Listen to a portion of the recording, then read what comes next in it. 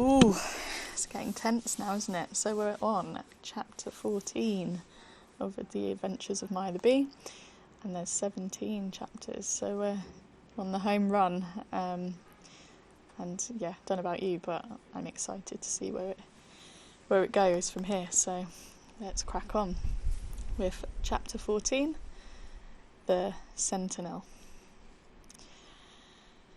Soon, however, the little bee's despair yielded to a definite resolve. It was as though she had once more called to mind that she was a bee.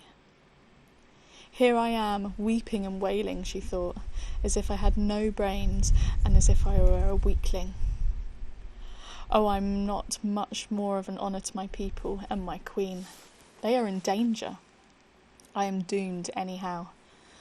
So since death is certain, one way or another, I may as well be proud and brave and do everything I can to try and save them. It was as though Maya had completely forgotten the long time that had passed since she left her home.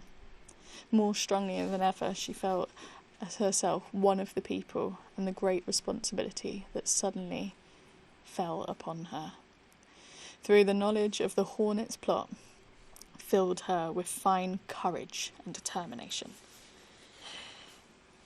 If my people are to be vanquished and killed, I want to be killed too. But first I must do everything in my power to save them. Long live the Queen, she cried. Quiet in there, clanged harshly from the outside. Ugh, what an awful voice. The watchman making his rounds. Then it was already late in the night. As soon as the watchman's footsteps had died away, Maya began to widen the chink through which she had peeped into the hall. It was easy to bite away the brittle stuff of the partition, though it took some time before the opening was large enough to admit her body. At length, in the full knowledge that discovery would cost her life, she squeezed through into the hall. From remote depths of the fortress echoed the sound of loud snoring. The hall lay in a subdued bright light that found its way through into distant entrance. The moonlight, Maya said to herself. She began to creep cautiously towards the exit, cowering close in the deep shadows of the walls until she reached the high, narrow passageway that led from the hall to the opening through which the light shone. She heaved a deep sigh. Far, far away glimmered a star. Liberty, she thought. The passageway was quite bright. Softly stepping, oh so very softly, Maya crept, and the portal came nearer and nearer. If I fly now, she thought, I'll be out in one dash. Her heart pounded as if she was ready to burst. But there, in the shadow of the doorway, stood a sentinel, leaning against a column. Maya stood still, rooted to the spot, and vanished all of her hopes. Gone, the chance of escape. There was no getting past this figure. What was she to do? Best to go back, where she'd come from? But the sight of the giant doorway held her in her spell. He seemed to be lost in reverie. He stood gazing out upon the moon-washed landscape, his head tilted slightly forward and his chin propped on his hand. How his golden body gleamed in the moonlight. Something in the way he stood there stirred the little bee's emotions. He looks so sad, she thought. How handsome he is, superbly he holds himself. How proudly his armour shines. He never removes it, neither by day nor by night.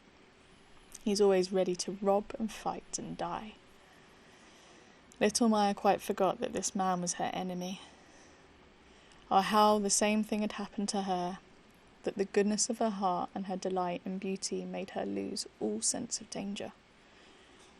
golden dart of light shone from the bandit's helmet. He must have turned his head. "Oh God," whispered Maya, "this is the end of me." But he just said quietly, "Just come here, child." "What?" cried Maya. "You saw me?" "All the time, child. You bit a hole through the wall, then you crept along, tucking yourself very neatly into dark places, until you reached the spot that you are standing. Then you saw me, and you lost heart. Am I right?" "Yes," said Maya, "quite right." Her whole body shook with terror. He then said he saw her the whole time. She remembered having heard how keen were the senses of these clever freebooters. "What are you doing here?" he asked humouredly. Maya still thought he looked sad. His mind seemed to be far away and not to concern itself with what was of such moment to her. "I'd like to get out," she answered. "And I'm not afraid. I was just startled. You look so strong and handsome, and your armour shone so. But now I will fight you." The Sentinel, slightly astonished, leaned forward and looked at Maya and smiled. It was not an ugly smile, and Maya experienced an entirely new feeling. The young warrior's smile seemed to exercise a mysterious power over the heart. "Now, little one," he said almost tenderly, "you and I won't fight. You bees belong to a powerful nation, but man for man, we hornets are stronger. To do single battle with a bee would be beneath our dignity. If you like, you may stay here a little while and chat, but only a little while.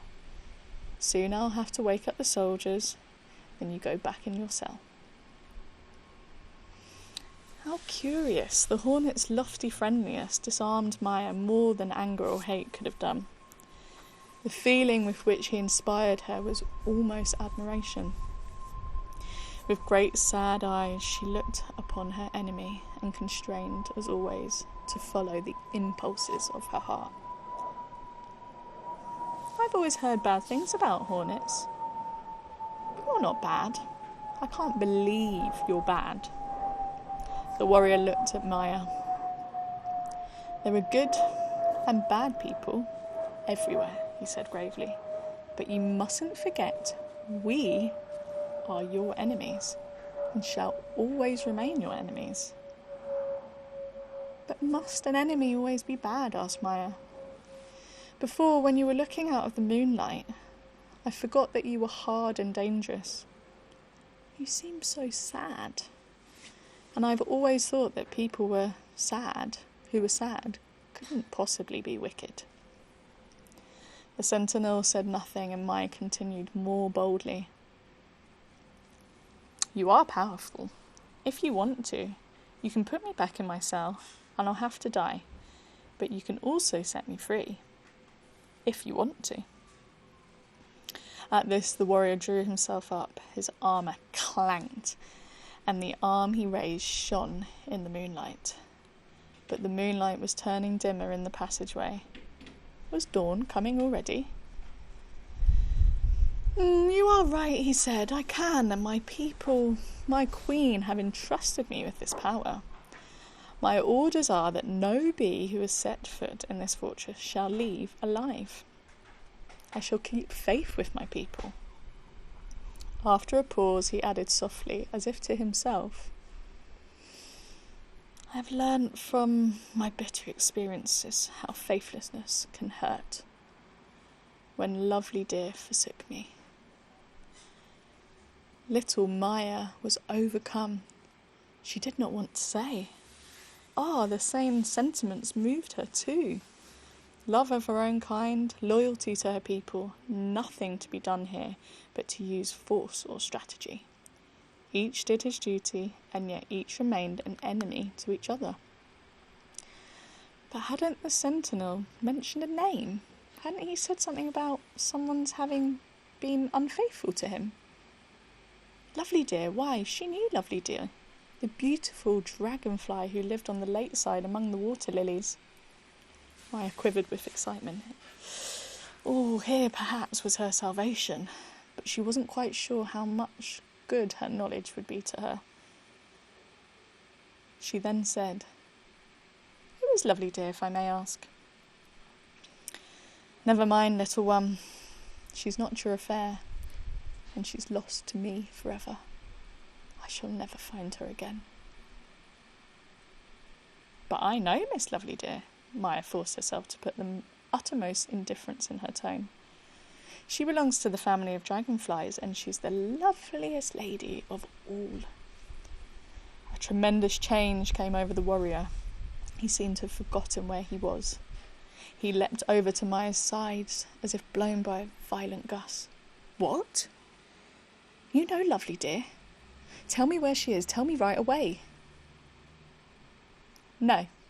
Maya spoke quietly and firmly. She glowed with a secret delight. "I'll bite your head off if you don't tell me." The warrior drew dangerously close. "It'll be bitten off anyway. Go ahead. I shan't betray the lovely dragonfly. She's a close friend of mine. You want to imprison her." The warrior breathed hard. In the gathering dawn, Maya could see that his forehead was pale and his eye tragic with the inner struggle he was waging. "Good God," he said wildly. "It's time to rouse the soldiers. No, little bee, I don't want to harm Lovely Dear. I love her more dearly than life. Tell me where I can find her again." Maya was clever. She purposely hesitated before she said, "But I love my life.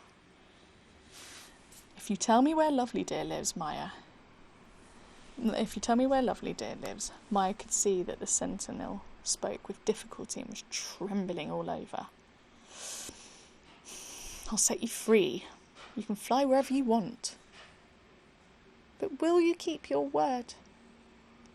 "My word of honour," said the Sentinel proudly.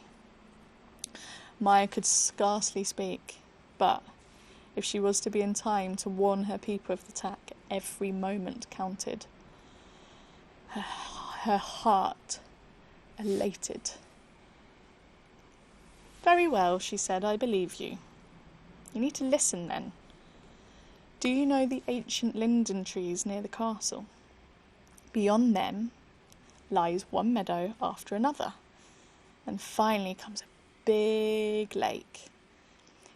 In a cove at the south end, where the brook empties into the lake, the water lilies lie spread out onto the water like sunlight. Near them, in the rushes, is where Lovely Dear lives.